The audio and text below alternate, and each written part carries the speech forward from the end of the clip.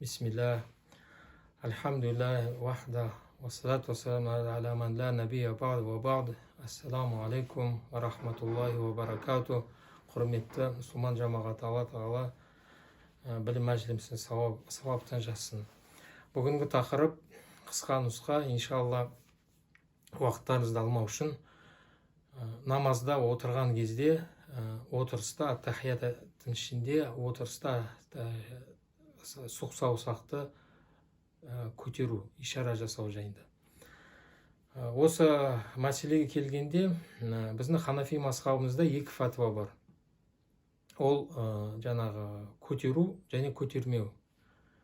Осыған тоқтасақ, біріншіден мынау көтермеу жайында айтқан фатвада ол кезде кейбір ғалымдар олар айтқан сөздері сүйенгені имам Абу Ханифа, имам Азам рахимаулла бір сөзінде айтқан, жалпы айтқан, саусақпен Алланың бірлігі таухиды көрсетілмейді. Онымен адам білдетпейді, Алла жалғыз екен, Алла бір екен, сонымен дәлелдемейді деп айтқан. Сол сөзді кейбір ғалымдар ханафи мазхабымызда оны осы намазда да сол көтермеу абзал деп түсінген екен. Ал енді басқа топ ғалымдар, солардың ішінде үлкен шәкірті имам Азан Абу Юсуф рахимаулла айтады, көтерген абзал және ол амал сауап. Сауапты амал, себебі ол сүннет амал. Неге сүннет? Себебі ол намазда сұқ саусақты көтеру мәселесі бүкіл хадистерде келген екен. Осы тақырыпқа байланысты риуаят еткен мұхаддис ғалымдар Бухари, Муслим, Абу Дауд, Тирмизи, Ибн Мажа, Насаи және басқа да бүкіл имамдар да бәрінде бар екен. Пайғамбар саллаллаху алейхи ва саллям намазда отырыста ат-тахиятта осы саусағымен ишара еткен екен деп. Сол себептен бүкіл хадисте келген нәрсені жасау бұл сүннет амал деп айтты. Ал имам Азам Абу Ханифа рахимаулла ұстазының сөзінде біз былай түсіну керекпіз. Имам Азам айтқысы келгені, сіздер мынау саусақпен немесе ауызбен ғана Алланың бір екен, Алла жалғыз екен көрсетпеңдер. Адам іс-әрекетпен, іс жүзінде көрсету керек, Алла жалғыз екен, бір екен. Құр саусақпен, құр ауызбен ғана емес. Кейбір адамдар Алла разылығы үшін, ризалығы үшін істедім деп айтады, бірақ іс жүзінде Алла ризалығы үшін істемейді. Басқа бір дүнияви себептер үшін жасайды екен. Оны бәрімізді оған куә болып жүреміз.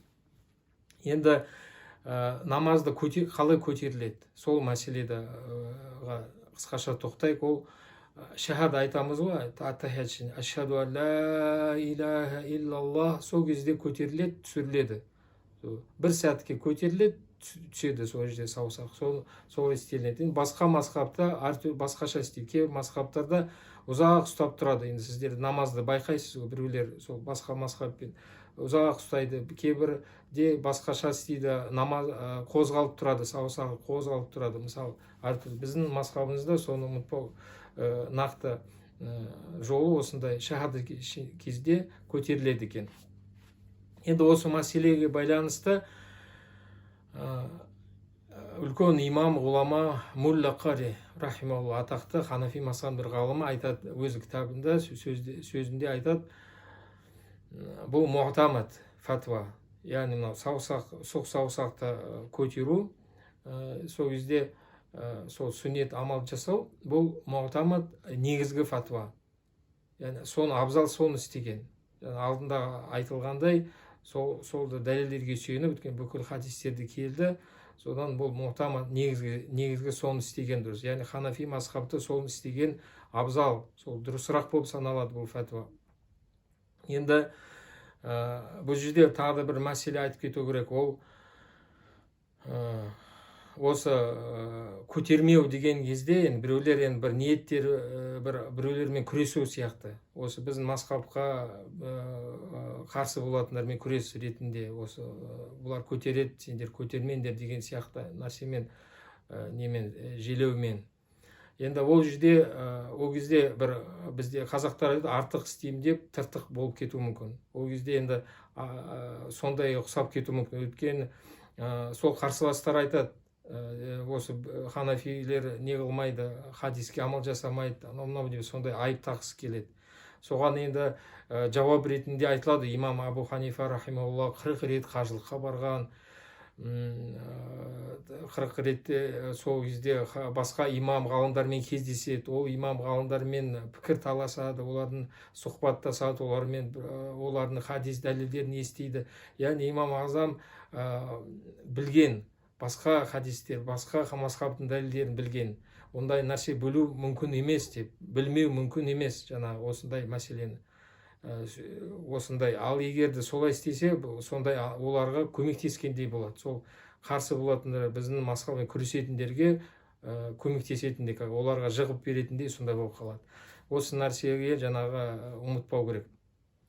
Және ол мәселеде өте бір тағы да маңызды нәрсе ол айтып кету керек. Мысалы, біз иман келтірген адам, мұсылман адам біледі. Ақырет күнінде Аллата таразы қояды. Сол таразы қойған кезде бір жаққа жақсы амалдар, сауап істер, екінші жаққа күнә істер, жамандықтар адам пенден. Сол кезде қайсы ауыр тартады екен, өлшейді екен, әділ таразымен өлшенеді екен. Сауабы жағы сәл ғана ауыр тартса, сол өзі адам құтылуға себеп болады екен. Жаман жағы ауыр тартса, адам Алланың азабына ұшырайды екен. Сол кезде сәл осындай бір сауап жетпей қалуы мүмкін, адам кішкентай бір сауап жетпей қалуы мүмкін. Және шариғатымызда білеміз, сауаптар әртүрлі болады. Сауап жеңіл бар, ауыр сауап бар, кейбір амалдар ауыр болады. Ол мысал ретінде қаржылай, ақшамен жасайды, мал дүниемен. Біреу қол қысқа деп айтады, мысалы, оны істей алмайды, зекет бере алмайды, басқа да құлшылық соны істей алмайды. Немесе біреудің денсаулығы жарамайды, бірақ құлшылық істейін десе, денсаулығы келмейді, үлкен бір құлшылықтар. Енді сондай оңай жеңіл сауаптан құр қалмау керек біз. Өйткені осындай әр намазда күнде 5 рет оқимыз, нафил намаз, парыз намазда, сол кезде отырыста тахият ашхаду алла иляха иллалла, сол кезде бір саусақ көтердік, бір сәтке түсірдік, сол кезде сүннет амалдың сауабы жинадық. Сол ертең сол бізге керек болып қалмау мүмкін таразыда. Өзі хадисте пайғамбар саллаллаху алейхи вассалам кішкентай нәрсе болса да оны не қылмаңдар, бұл аз деп не істемеңдер. Ол кішкентай нәрсе сауап ертең сол сауапқа мұқтаж болып қалуы мүмкінбіз. Сондықтан осы жағынан да қарау керек. Және Алла тағала бізге сауапты істер істеуге, біздің дәстүрлі дінімізге күш-қуат берсін, ауызбіршілік берсін, еліміз аман болсын.